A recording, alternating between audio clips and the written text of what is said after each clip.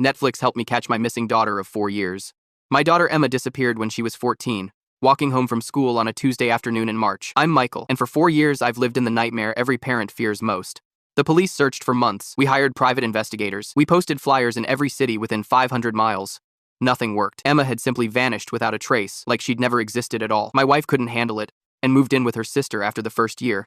I stayed in our house, keeping Emma's room exactly the same, just in case.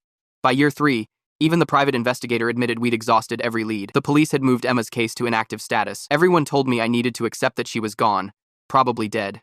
But I couldn't stop looking.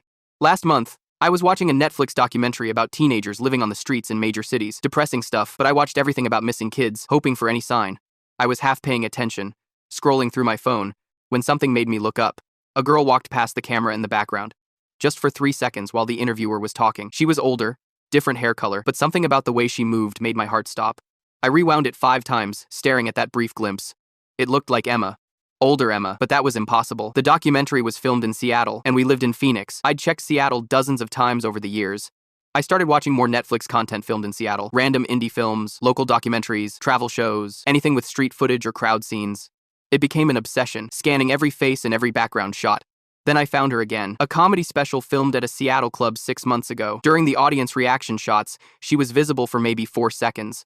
Same girl, same facial structure, but with short red hair instead of the long brown she'd had at 14. I screenshot both appearances and compared them side by side. The jawline, the way she tilted her head when she smiled, the small scar above her left eyebrow from when she fell off her bike at age 10.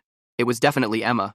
But she looked healthy, happy, even, well-fed and clean, not like a runaway who'd been living rough for 4 years. Someone was taking care of her, which meant someone had been hiding her. I contacted the production companies for both shows, asking about the Seattle filming locations. The documentary crew gave me the address where they'd filmed that street scene.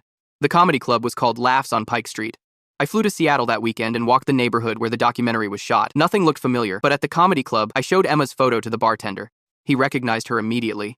She comes in every few weeks with this older guy, he said, real protective of her, won't let guys buy her drinks or anything. She goes by Riley now, not Emma. The older guy was around 50 with graying hair. The bartender said he seemed possessive, always keeping her close, answering for her when people tried to talk to her directly.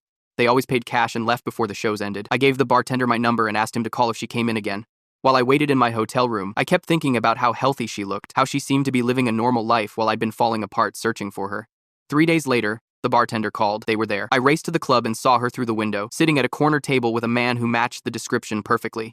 She was 18 now, legally an adult, but she'd been 14 when she disappeared. The man with her looked familiar in a way that made my stomach sick. As I stared through that window, I finally recognized him from all those years of searching, and I understood exactly how Netflix had led me to the truth about what really happened to my daughter.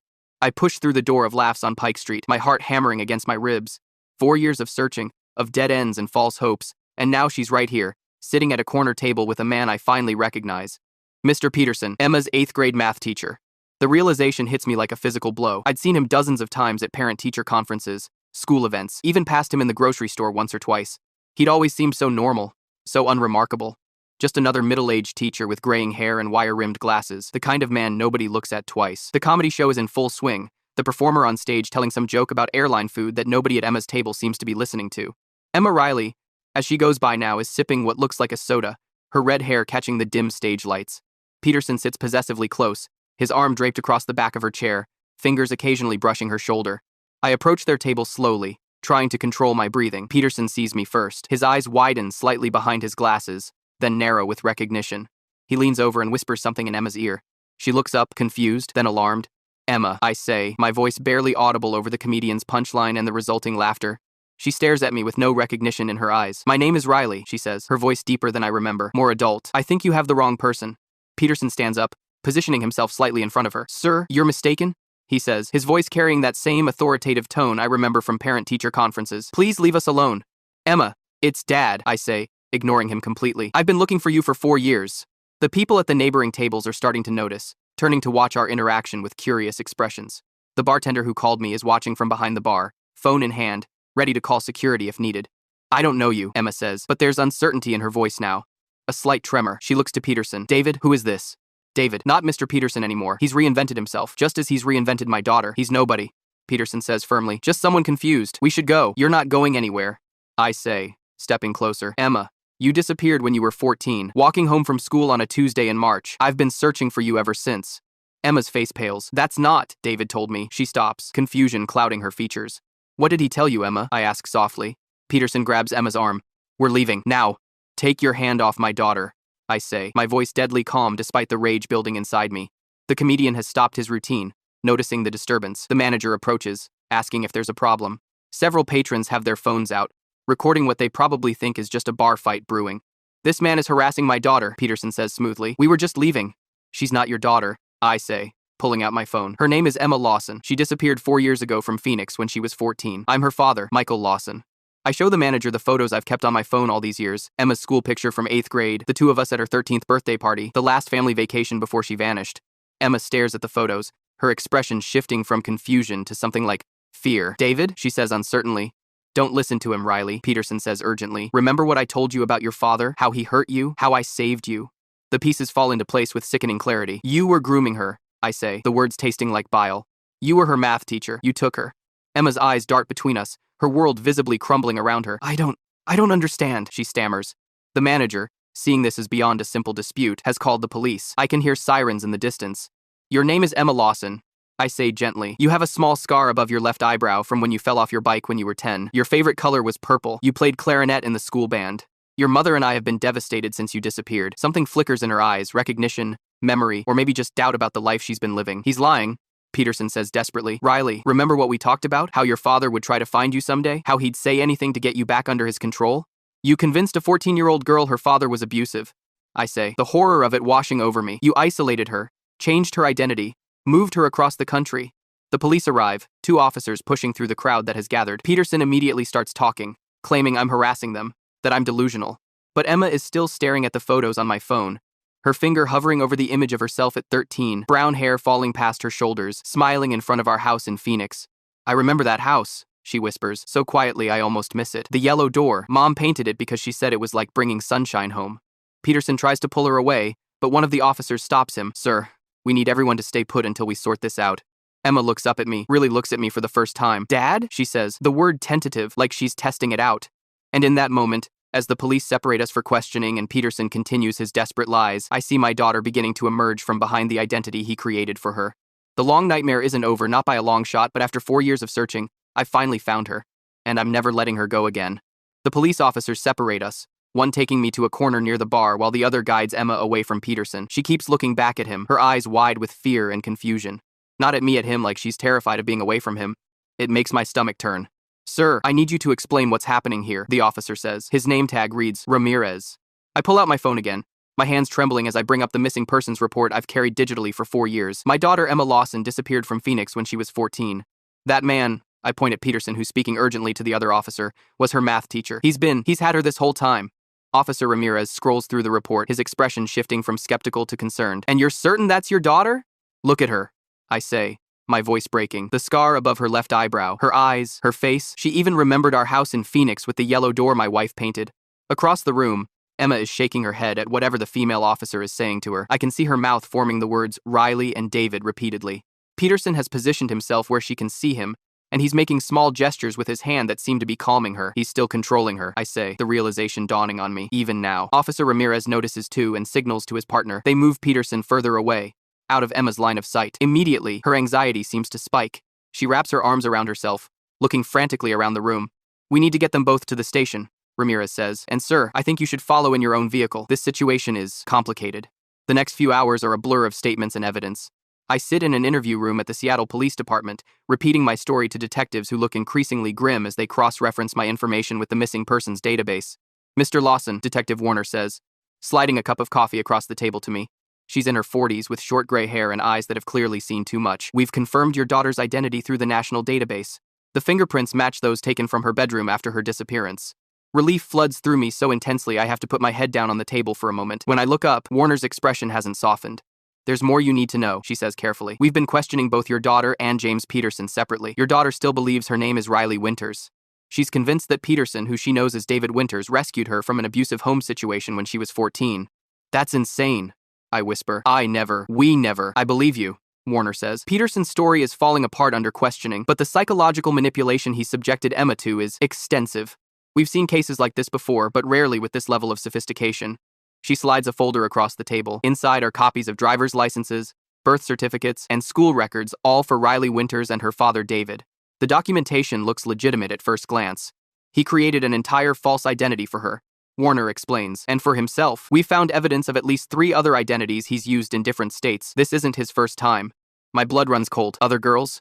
Warner nods grimly. We're coordinating with authorities in Oregon and California. There are at least 2 other cases with similar patterns. Girls between 12 and 14 who disappeared from schools where Peterson taught math. I remember how unremarkable Peterson had seemed, how he blended into the background at school events, the perfect predator invisible until it was too late. What happens now? I ask, my voice hollow. Emma's been taken to Seattle Memorial for evaluation. They have specialists there who work with victims of long-term psychological manipulation. Warner hesitates. Mr. Lawson, I need to prepare you. Emma may not want to see you right away. From what we can piece together, Peterson spent months convincing her that you were abusive before he took her. He's reinforced that narrative for 4 years. I think about Emma's confusion at the comedy club, the way she looked at me without recognition, then with fear. My daughter thinks I'm a monster. Can I at least go to the hospital? I ask, even if I can't see her yet? Warner nods. I'll have an officer drive you, but there's something else you should know. We found a storage unit rented under one of Peterson's aliases. Inside were photographs, journals, school schedules. He'd been tracking Emma for nearly 2 years before he took her. 2 years? I repeat, stunned. She was only 12 when he started grooming her. Yes, Warner confirms. He was methodical. The journals detail how he identified her as vulnerable, her age, her sensitivity, the fact that you and your wife were having some normal marital disagreements that Emma was aware of. He used all of that, twisted it, and created an alternate narrative that he fed to her over time. At the hospital, I'm not allowed to see Emma. The psychiatric team explains she's experiencing severe disorientation and distress as Peterson's influence begins to fade. They've started her on a carefully monitored treatment plan designed for victims of coercive control. I sit in the waiting room all night, staring at the institutional green walls, thinking about the yellow door my wife painted because it reminded her of sunshine, thinking about Emma at 10 with her skinned knee after falling off her bike, brave through her tears. Thinking about the 4 birthdays I missed 15 through 18 and all the moments in between. A young doctor with kind eyes brings me coffee around 3 a.m. You should try to rest, she says gently. This process takes time. What exactly did he do to her? I ask, the question that's been haunting me all night. She sits beside me, choosing her words carefully. From what we can tell, Mr. Peterson used a technique called reality substitution. He systematically replaced your daughter's memories and perceptions with alternatives that served his narrative. It's similar to what we see in some cults, but targeted specifically at Emma. Will she recover? Will she remember me, us? The real memories are still there, the doctor assures me. They've been suppressed, not erased. With proper treatment, most patients in similar situations do recover significant portions of their authentic past. Most, but not all. The unspoken qualifier hangs in the air between us. Dawn breaks over Seattle as I watch the hospital parking lot fill with early shift workers. Somewhere in this building, my daughter is beginning the long journey back to herself. Back to Emma Lawson, who loved purple and played clarinet, who has been Riley Winters for so long she might not remember how to be anyone else. I close my eyes and make a silent promise to her and to myself. No matter how long it takes, I'll be here. No matter who she thinks I am right now, I'll wait for her to remember the truth. I wake up to the sound of gentle rain against the hospital window, disoriented for a moment before remembering where I am, the waiting room at Seattle Memorial. My neck aches from sleeping in the uncomfortable chair, and the same kind-eyed doctor who brought me coffee is standing over me with a fresh cup. Mr. Lawson, Dr. Chen from the psychiatric team would like to speak with you. I follow her through a maze of corridors to a small conference room, where a middle-aged man with wire-rimmed glasses waits. For a heart-stopping second, he reminds me of Peterson, and my stomach lurches. Mr. Lawson, I'm Dr. Chen. I've been working with Emma since she was brought in yesterday. He gestures to a chair. Please, sit. How is she? I ask, my voice rough from lack of sleep. She's experiencing what we call cognitive dissonance. Her brain is trying to reconcile 2 completely contradictory realities, the one Peterson created and the actual truth. He opens a folder. I wanted to discuss some developments. Emma has begun to have memory breakthroughs during our sessions. My heart pounds. She remembers? Fragments. The yellow door you mentioned, her clarinet recital in 7th grade. But these memories are causing her significant distress because they contradict the narrative Peterson implanted. What exactly did he tell her about me? The question I've been dreading. Dr. Chen hesitates. He convinced Emma that you had been physically and emotionally abusive, that her mother left because of your violence, that he was a family friend who helped her escape when you became dangerous. The coffee turns to acid in my stomach. None of that is true. We know. Detective Warner shared the evidence they've gathered. Peterson's manipulation was extraordinarily calculated. He slides a document across the table. The police found this in his storage unit. It appears to be a timeline of his grooming process. I stare at the meticulously organized spreadsheet. Dates, locations, progress notes, about Emma dating back to when she was 12 years old. Peterson had documented everything: which classes he arranged to have her in, conversations they'd had, vulnerabilities he'd identified. April 14th, Emma mentioned parents arguing about finances, potential leverage point. I read aloud, my voice shaking. August 23rd, suggested private tutoring to mother, accepted. First one-on-one session, scheduled. I remember that day. My wife and I had been so pleased that Emma's math teacher was offering extra help. We'd thanked him profusely. October 17th. Began narrative insertion about father's temper. Emma receptive to suggestion that arguments at home indicate deeper problems. I can't read anymore. He was planning this for almost 2 years before he took her. Dr. Chen nods grimly. The detective also mentioned they found detailed research on psychological manipulation techniques. Books, articles, case studies. Peterson studied how to break down and rebuild someone's reality. Is she going to be okay? I whisper. With time and proper treatment, yes. But there's something else you should know. He pauses. Emma asked to see you this morning. My head snaps up. She did? Yes, but I need to prepare you. She's still very confused. She may say things that are painful to hear. She may still believe some of Peterson's lies. Can you handle that? Yes, anything. I just need to see her. Dr. Chen leads me to a small room with soft lighting and comfortable chairs. I'll be right outside, he says, opening the door. Emma sits by the window, looking out at the rain. Her red hair is pulled back in a ponytail, making her look younger than 18. When she turns, I see my daughter's eyes looking back at me, uncertain, afraid, but present in a way they weren't at the comedy club. Hi, I say softly, staying near the door. They say you're my father, she says, her voice flat. They showed me pictures, birth certificates, school records. I nod, fighting the urge to rush to her. I am. David Mr. Peterson, he told me my father hurt me, that he was dangerous. She watches me carefully, but I keep remembering things that don't fit with what he told me. What kind of things? I ask gently. The yellow door. Mom painted it because she said it was like bringing sunshine home. She recites the words mechanically, like she's testing them, and I remember. Falling off my bike? You carried me inside and put dinosaur band-aids on my knee even though I wanted the princess ones. A laugh escapes me. Half sob. You said dinosaurs were tougher, and you needed tough band-aids for a tough girl. Something flickers in her eyes, the scar on my eyebrow. You were 10. You were trying to do a trick where you stood on the seat. I told you to wear your helmet, but you said helmets were for babies. Her hand drifts up to touch the small scar. I hit the pavement. There was so much blood. Head wounds always bleed a lot. You were so brave, though. Didn't cry once in the emergency room. She's quiet for a long moment. If you're my father, why did I think you hurt me? Why was I so scared when I saw you at the comedy club? I take a deep breath. The police found evidence that Mr. Peterson had been planning to take you for a very long time. He was your math teacher, and he used that position to slowly convince you that home wasn't safe. The detective showed me the storage unit pictures, she says, her voice suddenly small. There were other girls too, in the photographs. My stomach drops. Other girls? She nods. Girls who looked like me, same age, same hair color before he made me dye it red. There were journals with their names, Ashley, Megan, Tara, Emma. I say carefully. Do you remember when you started to believe I was dangerous? She frowns. Concentrating. He would ask questions during our tutoring sessions. About home. About you and Mom arguing. He'd say things like, that must have been scary. Or, most fathers don't act that way, until I started wondering if what was happening at home was normal. Tears fill my eyes. Your mom and I argued sometimes, but we loved each other. We loved you.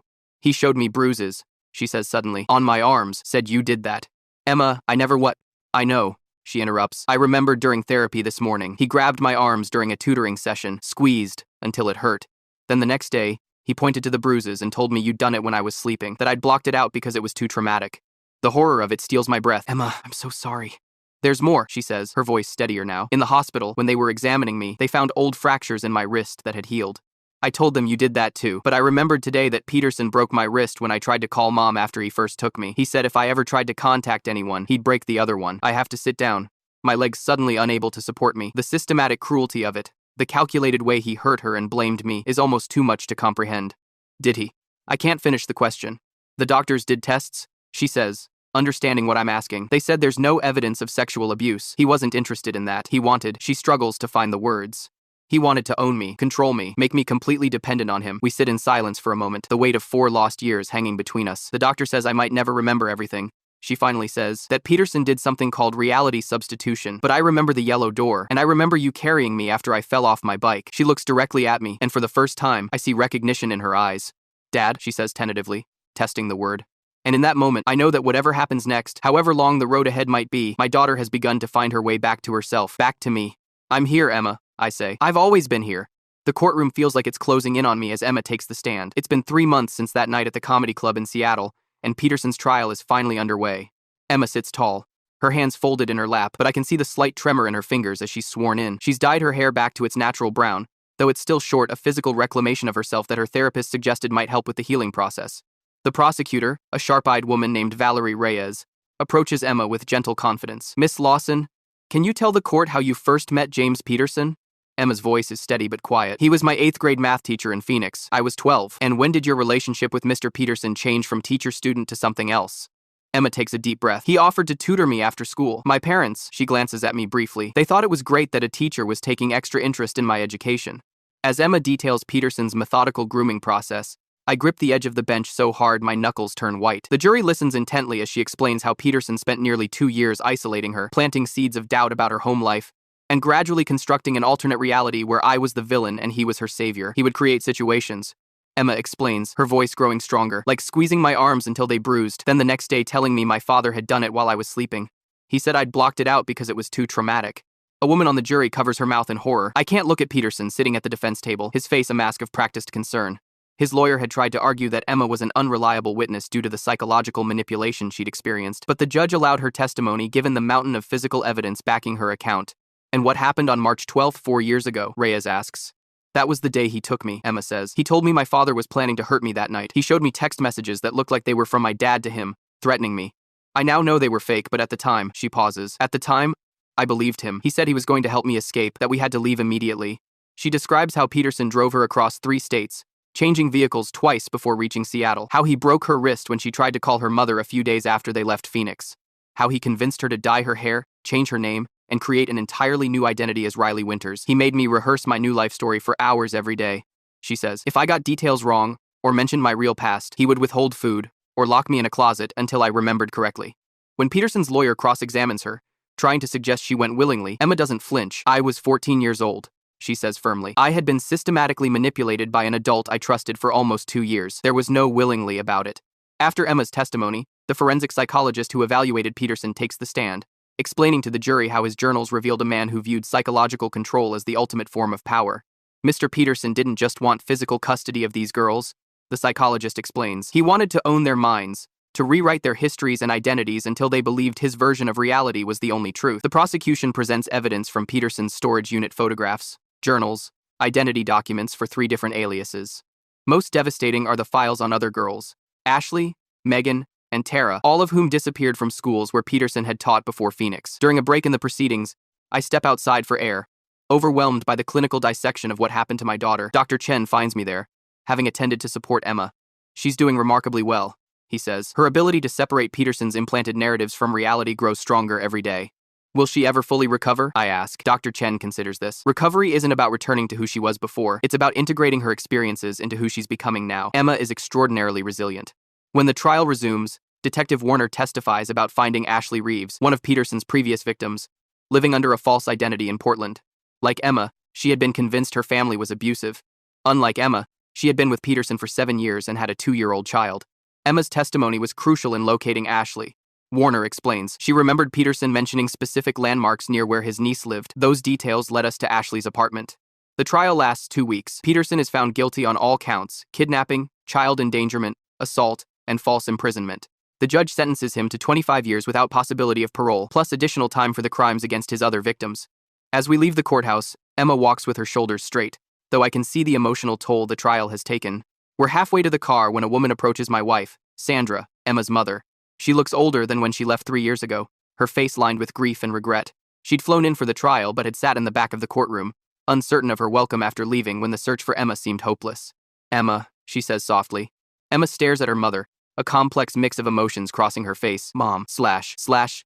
They stand frozen for a moment before Sandra steps forward and wraps her arms around our daughter. Emma remains stiff for a heartbeat, then melts into the embrace, her shoulders shaking with silent sobs. That night, the 3 of us sit in my hotel room, awkwardly navigating this new reality. Sandra explains how she'd fallen apart after Emma disappeared, how she couldn't bear to stay in the house with all its memories.